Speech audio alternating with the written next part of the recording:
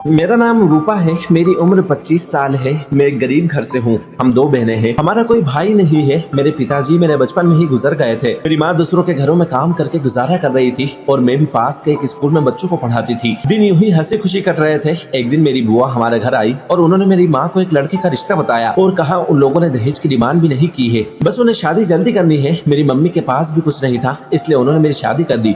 मेरी सास बहुत खुशी खुशी मुझे अपने घर लेकर आ गई थी। शादी के रात जब मेरे पति कमरे में आए तो वो बहुत ज्यादा चुप थे। उन्होंने मुझसे कोई बात भी नहीं की और ना ही मेरी तरफ ठीक से देखा। बस इतना कहने लगे कि मैं एक प्रैक्टिकल किस्म का इंसान हूँ, मुझे रोमांस पसंद नहीं है। मैंने भी उनसे कुछ नहीं कहा। मैंने सोचा कि समय के साथ साथ मैं उनको जान जाऊंगी। मेरी सास और ससुर का बर्ताव मेरे साथ बहुत अच्छा था, लेकिन शादी के कुछ दिनों बाद ही मेरे पति विदेश चले गए। उनके जाने के बाद मुझे पता चला कि मेरी सास एक बहुत खतरनाक औरत है। अब वो सारा दिन मुझसे घर का काम करवाती थी। मैं सारा दिन घर के कामों में लगी रहती थी, लेकिन रात को जब मेरे ससुर के आने का समय होता तो वो मुझसे कहती अपने कमरे में जाओ और हाथ मुंह धोकर तैयार हो जाओ। मैं अपने कमरे में चली जाती और तैयार हो जाती और नया जोड़ा पहन लेती। मेरे ससुर के घर आते ही मेरी सास का बर्ताव मेरे साथ बिल्कुल बदल जाता था। मुझसे कहती थी कि मैं तुम्हारे लिए खाना लेकर आती हूँ। जब मैं उनसे कहती कि आप रहने दे, मैं खुद ही ले लूंगी, तो वो मुझसे कहती कि तुम मेरी बहू नहीं मेरी बेटी हो, मैं तुम्हारे लिए खाना लेकर आती हूँ। मैं उनका ये रवैया समझ नहीं पा रही थी। मेरी सास के दो रूप थे, एक मेरे ससुर के सामने और एक उनके जाने के बाद। दिन में तो वो एक जालिम सास की तरह रहती थी और शाम को जब मेरे ससुर काम से घर वापस आते तो वो मेरे आगे पीछे घूमने लगती थी। एक दिन तो उन्होंने ऐसा काम किया कि मैं दंग रह गई। रात को मेरे कमरे में आई और मुझसे कहने लगी तुम बहुत थक जाती हो, सारा दिन काम में लगी रहती हो, लाओ मैं तुम्हारे पैर दबा दूं। ये सुनकर तो मैं हैरान परेशान से हो गई। मैं अपनी सास को हैरत से देखने लगी। मैंने कहा नहीं, आप ये क्या कर रही है, मुझे कुछ नहीं हुआ, मैं बिल्कुल ठीक हूँ, मैं आपसे अपने पैर नहीं दबवा सकती। लेकिन उन्होंने मेरी कोई बात नहीं सुनी और मेरे पैर दबाने लगी। फिर वो तेल लेकर आ गई और मेरे पैरों पर तेल लगाने लगी। मुझे तो बहुत बुरा लग रहा था। कुछ ही देर में मेरी सारी थकान उतर गई। मैं गहरी नींद में सो गई थी। मैं सारी रात सोती रही। सुबह जब मेरी आंख खुली तो मैं बहुत थकान महसूस कर रही थी। मेरा पूरा बदन दर्द कर रहा था और ऐसा महसूस हो रहा था कि मैंने सारी रात बहुत मेहनत का काम किया हो। जबकि तेल की मालिश के बाद तो सुकून मिलना चाहिए, लेकिन मेरे साथ अजीब हो रहा था। मेरे ससुर के काम पर जाते ही मेरी सास का बर्ताव फिर से मेरे साथ वैसा ही हो जाता। जब से मेरी सास ने मेरे पैरों पर तेल लगाना शुरू किया था, मुझे ऐसी गहरी नींद आती थी कि मुझे होश ही नहीं रहता था कि मैं कहाँ हूँ। मेरे ससुराल में मेरे साथ बहुत अजीब और गरीब इत्तेफाक हो रहे थे। अगले दिन मैं किचन में बर्तन धो रही थी कि तभी मुझे ऐसा महसूस हुआ कि कोई मुझे देख रहा हो। मैंने किचन में इधर से उधर देखा तो वहां पर कोई नहीं था, लेकिन मुझे ऐसा महसूस हो रहा था कि जरूर मुझे कोई छुपकर देख रहा है। हमारा किचन घर के आंगन में था और हमारे घर के आसपास भी बहुत सारे घर थे। हमारे घर के सामने वाले घर से हमारा किचन साफ नजर आता था। फिर मैंने सामने वाले घर की तरफ देखा तो वहाँ पर एक खिड़की खुली हुई थी। वहाँ से मुझे कोई दूरबीन से देख रहा था, क्योंकि वो दूरबीन मैंने अपनी आंखों से देखी थी। जैसे ही मेरी नजर उस पर पड़ी तो वहाँ से हट गया और खिड़की पर पर्दा डाल दिया। वो जो कोई भी था मुझे ही देख रहा था और जब मेरी नजर उस पर पड़ी तो वो मुझे देखकर वहाँ से फौरन हट गया।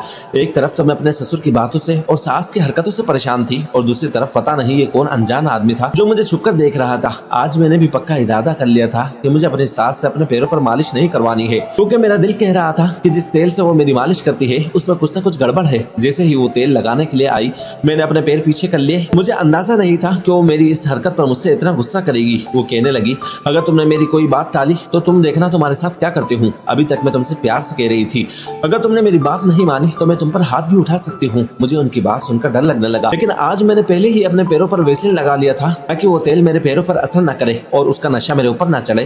रात को जैसे ही मेरी सास तेल लेकर मेरे पैरों की मालिश करने लगी तो उनके तेल लगाते ही मैं सोने का नाटक करने लगी। उन्हें लगा कि मैं सो गई हूँ तो वो मेरे कमरे से बाहर चली गई। कुछ देर बाद मेरे ससुर मेरे कमरे में आए और मेरे कमरे का दरवाजा अंदर से बंद कर दिया। मेरे ससुर मेरे पास आए, मैं घबरा कर उठकर बैठ गई। मुझे जागता हुआ देखकर मेरा ससुर पीछे हट गया। मैंने उससे कहा आपको शर्म नहीं आती मेरे साथ ऐसा गंदा काम करते हुए। मेरी सास भी मेरे कमरे में आ गई। वो मुझे जागता हुआ देखकर हैरान होने लगी। मैंने अपने ससुर से कहा कि मैं आपकी बेटी जैसी हूँ और आप मेरे साथ ये पाप कर रहे हैं। वो अपनी नजरें झुकाकर कहने लगे मैंने तुम्हारे साथ अभी कोई गलत काम नहीं किया, मैं सिर्फ तुम्हें देखने के लिए आता हूँ। तुम मुझे बहुत अच्छी लगती हो, मैं तुमसे शादी करना चाहता हूँ। उनकी बातें सुनकर मेरा दिल किया कि मैं उनका गला दबा दूं। मैंने कहा आपको बिल्कुल भी शर्म नहीं आ रही ऐसी बातें करते हुए, मैं आपके बेटे की पत्नी हूँ। इस बात पर मेरी सास ने मेरे ससुर को कमरे से बाहर भेज दिया और मुझसे कहने लगी कौन सा बेटा और किसकी पत्नी, वो तो कब का तुम्हें छोड़कर जा चुका है। मैंने उसे तुम्हारी शादी इसी शर्त पर करवाई थी कि वो तुम्हारे साथ नहीं रहेगा। वो तो बाहर विदेश में शादी कर चुका था, लेकिन मुझे अपने घर के लिए एक मुफ्त की नौकरानी चाहिए थी, इसलिए मैंने ऐसा घर ढूंढा जिसके घर वाले गरीब हो और मैंने अपने बेटे की शादी तुमसे करवा दी।